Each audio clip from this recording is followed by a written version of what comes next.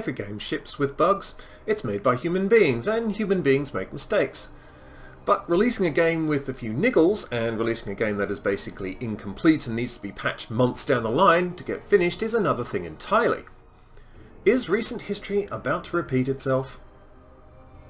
Now, say what you like about BFA, and it's probably deserved.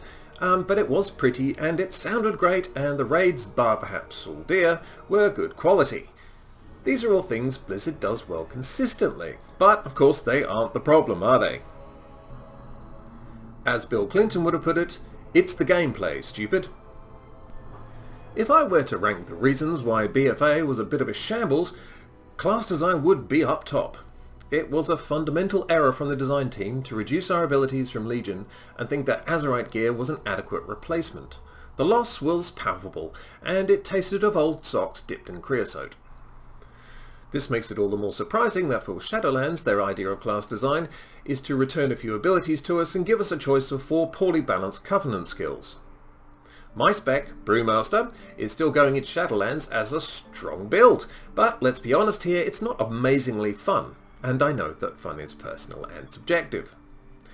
We've had a couple of useless talents put in, we had one skill removed, and another one put in its place. Our rotation, if anything, is even more passive than it was. That's the limit of the creativity we've seen from Blizzard so far. None of the dead talents in the tree have been addressed. They took one talent we almost never took and made it baseline. 5 of our 7 rows are completely untouched and include deadwood like Spitfire, Chi Wave and Tiger Tail Sweep. And we're far from alone here. A lot of classes and specs are asking what's really changed for the better with Shadowlands. And to be honest, there are very few peanuts to pick out of this poo. Frustratingly, of course, they have showed us what they're capable of doing with the revamp to Shadow Priests. Now, not everyone is happy with those changes, but the majority do seem to be a lot happier than they were before. Now, if you can imagine that being applied to every other spec in the game, and just imagine the rivers of goodwill that would flow. But, unfortunately, it's all too late for that now. The reason, of course, is the slow and deliberate course of the SS Covenant as it sails straight into the iceberg of player discontent. It looks like they're doubling down and holding on tight. The hashtag pulltheripcord movement came about as a direct result of the words coming out of Ian Hazzikostas' mouth, and at no point were they clarified or walked back after he said them. Now that the ripcord option, real or otherwise, has been taken away, and the analogy has been changed into a thread pulling that unravels the entire system, people are naturally asking just how dishonest he was with the player base at that time. It's certainly not a good look, and could have been handled a lot better. But like I said, it's too late. They're almost out of time. When I saw the Blizzard post explaining the splitting of the development team in 2, so they could concentrate on pre-patch in one and beta in the other, I didn't think, what a good idea. I thought, they've had to divide up all of the work, because there's so much to fix and they're going to prioritize the basics and get those done first. The pre-patch is, at the time of this recording, likely 2 weeks away. And believe me, there's not a lot in this pre-patch to start with. I mean, there'll be a few quests that you'll hammer out in about an hour, a lot of Wrath nostalgia baiting with zombies and Icecrown and old bosses, a few scattered dailies. It's neither original nor interesting, but it does feel finished. I suspect the pre-patch team is going to be spending much more of their time up to their necks trying to iron out the problems with classes that haven't been addressed in the 2 years of design leading up to Shadowlands. You know, the still unfixed bugs that Windwalkers have, for example, or the near-useless Mistweaver Mastery. Those are the 2 that spring immediately to mind. But there are very, very many more, I'm sure, across all of WoW's classes. And alas, there is no hope that this will all be fixed by launch, but ultimately, whose fault is that? The players didn't choose the launch date. Even as a small indie company, they've had more than enough time to correct the problems. Still, I, for one, would prefer a January 2021 launch with everything working than an October 27th launch that is basically still beta. This is exactly what they did with Battle for Azeroth, of course, and we all know how well that went.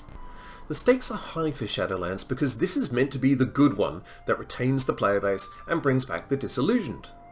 For every Warlords of Draenor, there must be a Legion.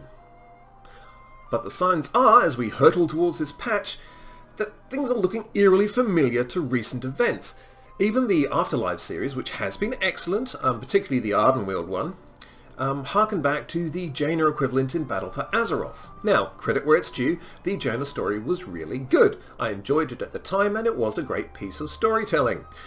But as we know, the expansion's plot kinda went south, then east, then dipped west, and then ate some mushrooms, and it resulted in 3 expansions being rammed into 3 patches. I can only hope that the Afterlife story beginnings last longer than 9.1. I have been through the arguments about the current structure of Covenants before. Basically, I think it's a terrible idea to tie the special class-specific abilities, dungeon bonuses, soulbinds, etc., essentially the gameplay impacting mechanics, to Covenants for not only aesthetic, but also competitive and team-orientated reasons. There will be, unfortunately, a lot of players who won't like the Covenant they choose for their main, but, you know, they have little option because of considerations outside of their own personal preferences. And that is an inauspicious start for Shadowlands. Then, to spice up the recipe a little, we add in the arbitrary nature of some of the restrictions they've put in. The 2 weeks to rejoin a Covenant if you've left it, the week-long cooldown on switching out the conduits, the staggered release of soulbinds. Incidentally, is there a point to having the 3rd soulbind release at like renown level 22? Is it story-driven? Let me know. The weekly limits on Soul Ash and Renown. Shadowlands is a very controlled environment indeed, and there's very little scope for player agency. I suspect as a player with only one character, i.e. no alts, I may run out of things to do very quickly indeed.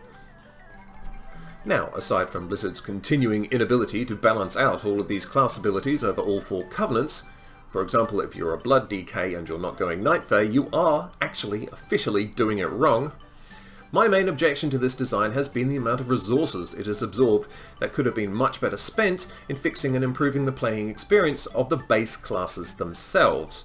When you factor in each Covenant class ability, the variety they need depending upon the spec, and then trying to balance them across the 4 Covenants, it is small wonder that there has been little time left to fix what actually matters.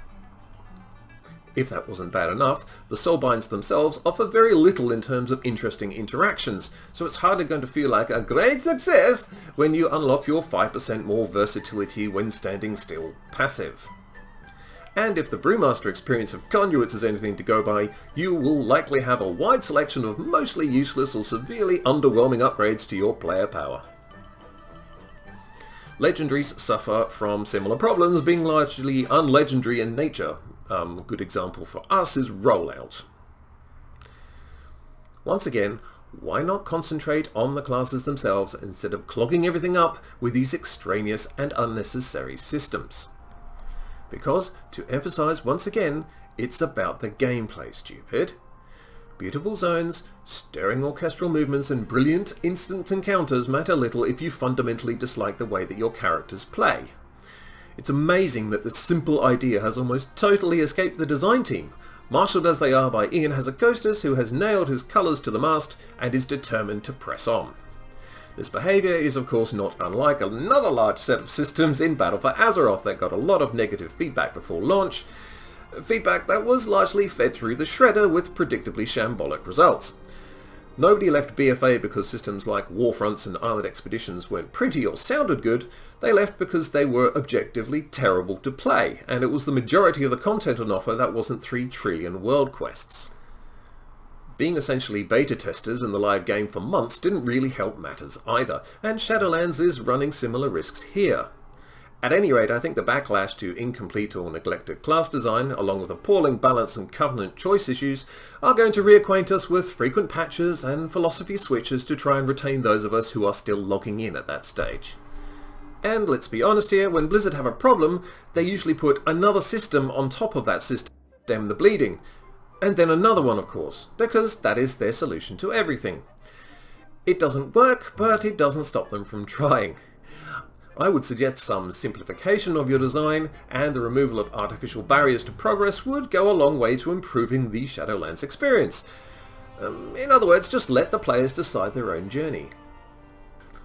But alas, Captain Hazzy sails on through the darkness, knowing that a collision is inevitable, given the way that Covenants, Conduits and Soulbinds are designed. but is unwilling and at this point unable, due to time constraints, to change course. He's hoping that despite the incoming damage, they will still be able to limp back to port. However, if this expansion sinks like the last one, is he prepared to go down with the ship? At least if his systems fail for a second consecutive expansion, he can be reassured that at Blizzard, you fail upwards. Bellular made an excellent point in one of his recent videos about these big ticket systems and how they rarely, if ever, go well. He thinks, and I agree personally, that most players would much prefer better storytelling and more actual content to run around in, rather than yet another unwieldy monolith of a feature that wants to punish players for changing their minds or optimizing their characters.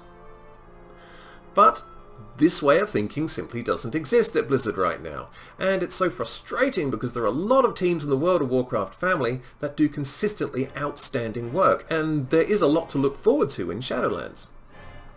The first month of release will see the traditional drop-off in subscriptions as people decide that Shadowlands isn't for them, but it'll be interesting to see how precipitous that fall is. At the moment, I'm considering it likely that for the second expansion running, World of Warcraft will be surviving due to the enduring popularity of its original design philosophies as opposed to the modern ones. Anyway, that's enough from me. I am the Conspicuous Moo. Toodaloo.